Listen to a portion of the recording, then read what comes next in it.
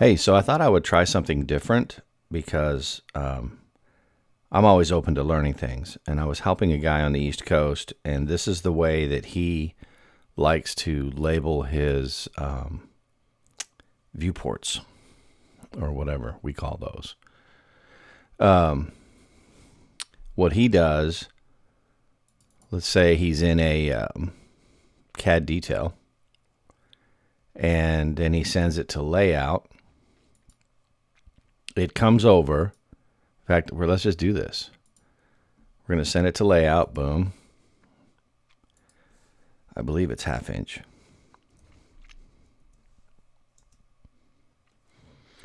So there it is, but it comes like this.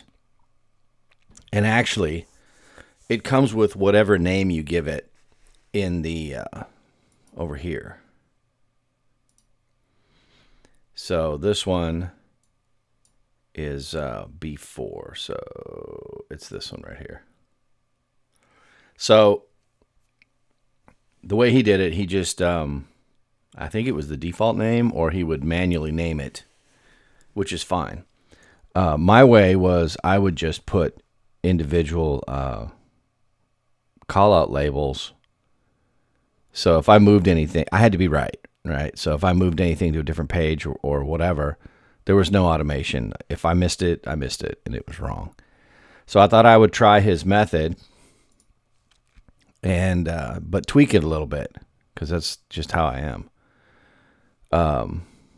So in the file name, I started using the letter B, because I didn't want to use A, because that gets confusing, and I didn't want to just use a number, because if I have 2 or 3 pages worth of notes, details, I would it could get confusing if I had a number 1 on this page, another one on the next page, and then on the plan view I'm calling out C1/A20 or C1/A21, but I don't know if that's going to cause me any grief down the road. So I just came up with completely unique, like this will always be the B6 detail. So I don't care if it's in sequence or whatever. It's going to be enough that I can say CB6/A20. And when you get to this A20, you'll go, oh, hey, here's B6 right here. So the process of this is pretty cool. And so I was kind of glad that I learned that, because it's cool. I don't know if I'll keep this system, but it does seem to have some pretty cool advantages, and I'll show you really quick. Let's open object. I do OO for that. And really, you don't need any of this down here until you get to label. And we're just going to make it say this. So in some instances, he would, here, I'll show you. If I specify the label right now, it's defaulting the file name. And let's say I change that to wow. And I hit OK. Well, so now it's wow. But that's not giving me this cool little marker. So I'm going to go back to that, OO. And I'm going to go use marker. So that canceled all those out. And edit. And you get another window. And I like to do things in a system so I don't forget. So I go to main text. And the main text for my details works out here to be 3/32. But I want the actual top of this line to be 1/8, so it's bigger, just so it stands out. And so you have to change that, and make sure it's 1/8, and then go to marker. And if you look down here in this window, you'll see that there's my file name, and there's the 1/2 inch equals 1 foot scale. But it's in the center. It looks kind of weird. I like it all on the left. So one thing I noticed that he did is you just click right here and you go toward marker. So we've got that part. But then I'm used to seeing the word scale in front of this, not just this. So right in front of this percent sign, I'll add scale, :space. And then I'll uncheck match text above, because what would happen is this text would be some crazy large size. So I take it down to 3/32. So I go from 1/8 up here, right there, to 3/32 down there. I think that's it for this window. So I'm going to hit OK. OK. So there it is. So look at that. It looks exactly the same. It's the same title, same everything. So now the next thing that's cool is as you move this bounding box on your viewport, it locks that. And so I thought, how am I going to get these to all line up? And the way I did it was in fact, this one is off because I must have moved it.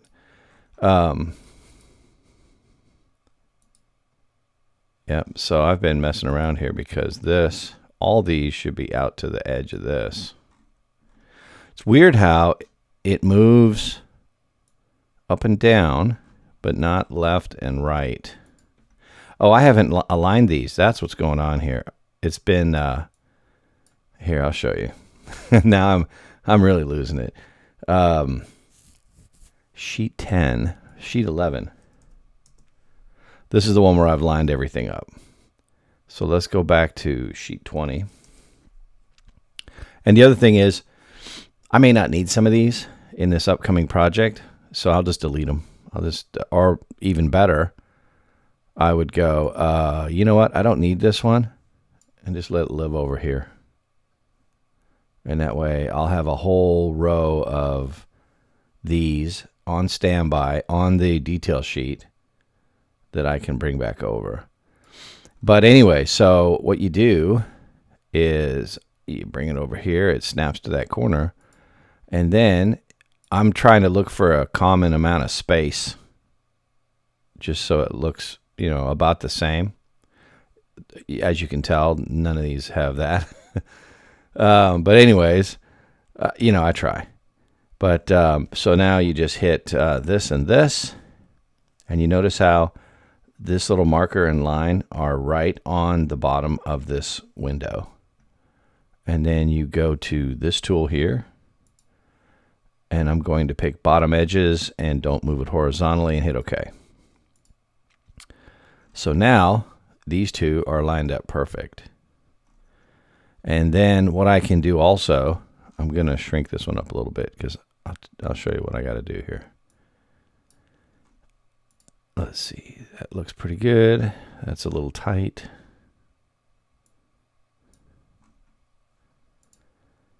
Okay, so what you can do is use that tool again. I'm going to use a shortcut key this time. And you can go space evenly vertically, and we can go left edge that way and hit OK. And now they are aligned along the left, and they are equally spaced in between each other. I'm not even going to keep this one. It doesn't have to be there. But see, here's the only problem is you have to really pay attention. That cut that off. And so before you lock it down and tell yourself, hey, I'm good, everything's good, do a check.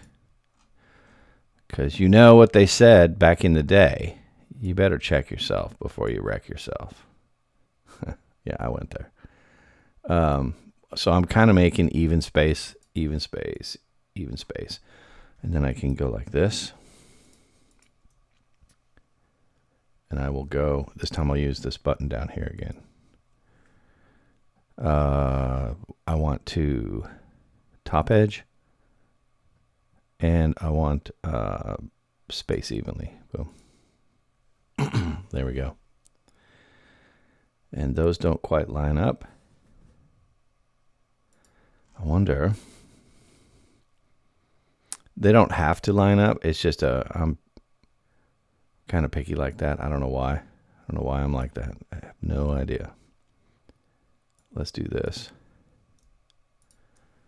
And we'll do align, bottom edges, boom. So now they're lined up. They're not lined up at the top, but I can just cut that off, drag that over here. There we go. Top's lined up. So yeah. And then eventually I got to fill this in some more. So this will grow. This will get a lot longer because I want to look at all the plans I've ever done with section wall details and the language that goes into typical roof, typical wall, floor system, foundation. In my section views, I used to have a lot of language on that was just always there. And I think I'm going to put it in these tables, these not tables, schedules. But I am going to scoot this over and see how that didn't go. So I don't know what that's all about. But then what I can do is double click and move this over just a little bit.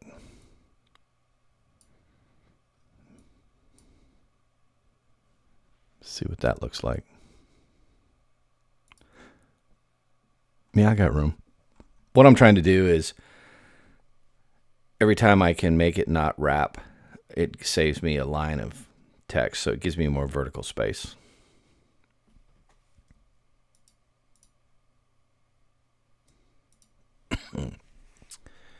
Yeah, so that's kind of what I wanted to show everybody. The other thing was I spent some time in the editing software.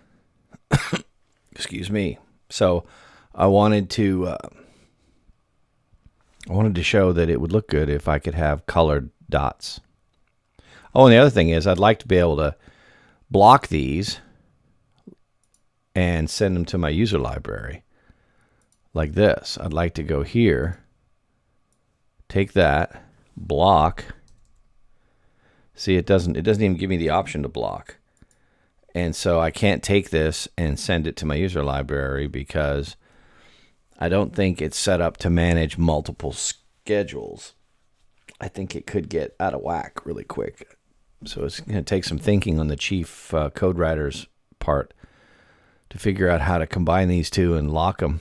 Now I could, it's going to look ugly, but I could take a screenshot of, what do you call that?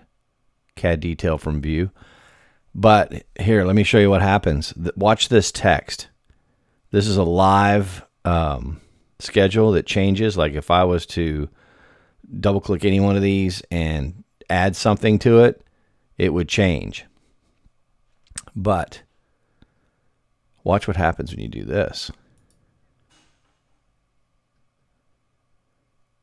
Look at this. Crazy, huh? The text gets all stupid. I don't understand. Anyways, something made noise out in the kitchen, and it is almost 1 a.m, so I need to go investigate. And it's probably my son, but if not, I'll be back.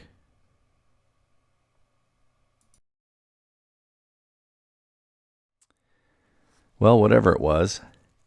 You ever notice how sometimes you'll have something in the sink, dishes or whatever, and then for whatever reason, something shifts unbeknownst. Like there's nobody touching anything. It just happens. So we're on the West Coast. Could be a minor seismic event. I don't know. We are spinning at 1,000 miles an hour, and then we're orbiting the sun at some crazy like 60,000 miles an hour. So there's as smooth and as happy as we think we are on this planet, we are hauling ass, if you want to use a term.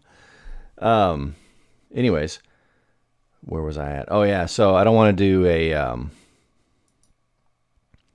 do this because this is just nuts.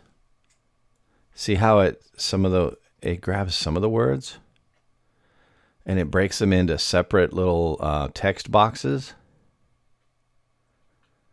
The diagram part looks great, and technically I could go like this, and now I could block it, and then I could put that in my user library. Oh, what the hell is that? Okay, I'm glad this is on video, because this is the kind of stuff that I would really love Chief to figure out. Okay, what happened? It looks really good there. I don't know what's going on here.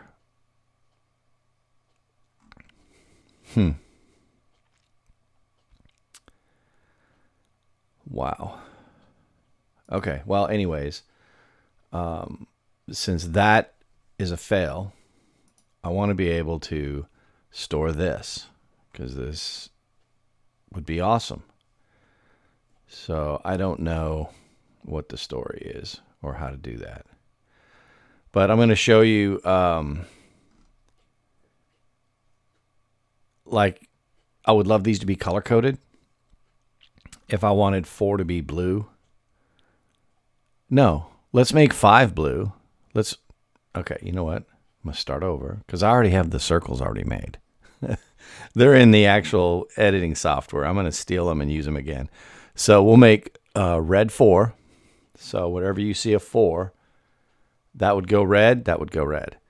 And if you needed 5, 5 would go blue, and 5 would go blue.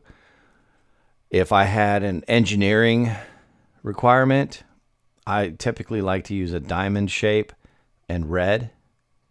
And in that way, if I have a question that I can't prescriptively annotate, then the engineer gets called, and he can quickly go through here and look for all the diamonds, because everything else, if I can find a prescriptive way of specifying it, then he doesn't have to waste his time looking through everything.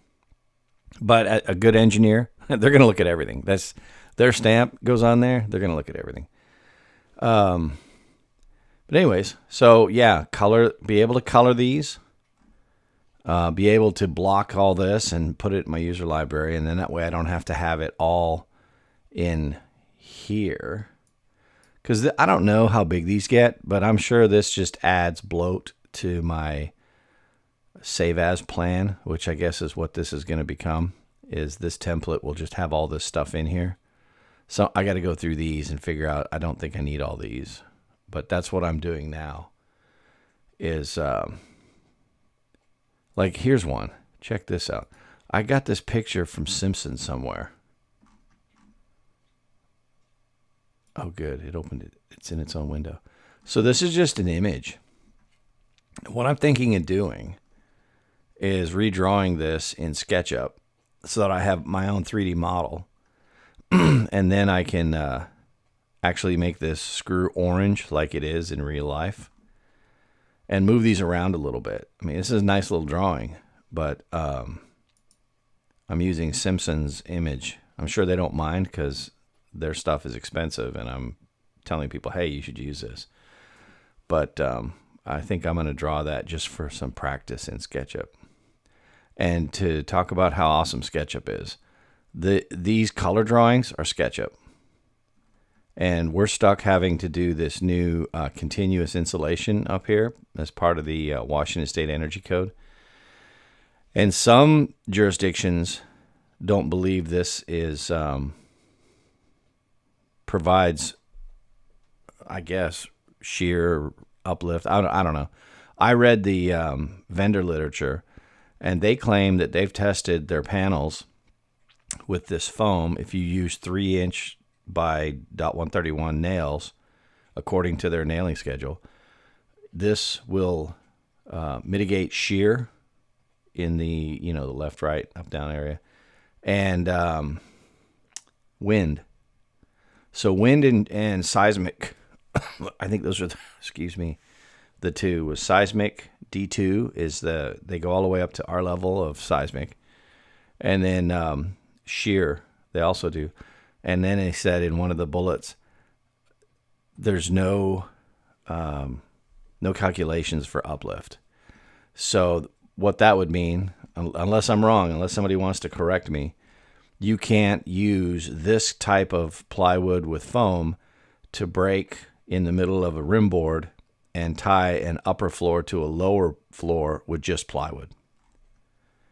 You're going to have to mechanically, whatever, like if you're engineering, or because you can't just randomly go, well, we're just going to put, 36-inch straps across everything. You have to have that engineered, or maybe your permit office could tell you if you're right or if you're wrong. So don't just do it. Get it engineered. But I think that's what that means is, like right here, you see this little joint, and it looks like I should probably carry that little line across. How do I have this? Oh, I know. Yeah, wherever these two sheets come together, there should be a separation across here too. See, okay, so what line style is that? That's CAD details. What line style is this? CAD default 1. So I want there, so they're the same size. All right. So there you go. And what's weird is I used, what is it called? Text to note. And every time it would make a note bubble, they were down just a little bit from the existing line. So I'd have to highlight them and then use the centering command, which is CC, and bring them up. And then they're also like away from the arrow. They're over here somewhere. It's like when they get defaulted from text to note, they end up being centered where the text used to be. And then, so you just use the alignment tool to line everything up. But yeah, I tell people never print in color, but I would like options to either hatch or color these, because everybody has PDF in their pocket. So if you have a question, you can, look at it electronically. You send this to the engineer. He opens up his computer. The only people requiring paper plans are the code requirement to have plans on site. And they're usually because they're stamped by the permit office. Anyways, yeah, I went to have plans, Architectural D, printed at Kinko's. And they wanted $32 per sheet. And I was just like, I couldn't imagine. I'm sure I had that look on my face when the guy said $32. It's based off the square footage of the paper. And he goes, let me check that again. That seems a little high. And I just didn't even want to say anything. My sarcastic, snarky self was like screaming. But it wasn't his fault, But black and white, I found a place up in Linden that, I don't know if they're still that price, but they were $1.50 a sheet, black and white. And so that was reasonable. But holy moly, color. Anyways, so yeah, let's merge these two together. I'll get this video out. I did this video earlier, but man, between me hacking up a lung full of phlegm, I don't know what was going on with that, or coughing, sneezing, yawning. I don't know. There's like every time I make a video, it's the weirdest thing. So there you go. I'm bad about that. I'm dragging this out. All right, so we're at 10 minutes. Take care, and hope this helps somebody. And if you have questions, just shoot me a comment or reach out somehow. And I usually have lots of time in the evenings. So rather than sit on the couch and watch TV, I'll be at my desk. So if I can help you out, just let me know.